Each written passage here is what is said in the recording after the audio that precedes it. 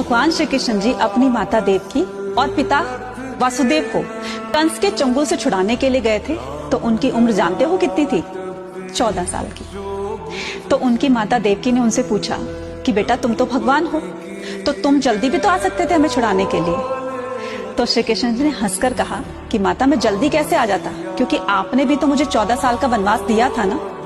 माता बड़ी हैरान हो गई। उन्होंने कहा मैंने कब तुम्हें 14 साल का वनवास दिया? तब श्री कृष्ण जी ने कहा कि पिछले जन्म में मैं राम था और आप मेरी माता केकई थी। तो बड़ी हैरानी से पूछा तो फिर यशोदा जी कौन है?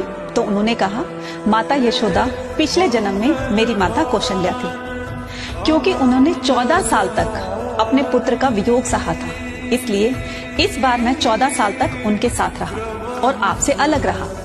कहने का मतलब ये कि इंसान चाहे हम किसी के साथ गलत कर रहे हैं और चाहे वो थोड़े दिनों की दुश्मनी हो या बहुत लंबे टाइम की दुश्मनी हो, लेकिन उसका परिणाम जो है न सिर्फ हमें इस जन्म में बल्कि आने वाले कई जन्मों तक हमें भुगतना पड़ता है। इसलिए याद रखिएगा, कर्म करो तो सही करो, अच्छी नियति के साथ करो। धन्यवाद।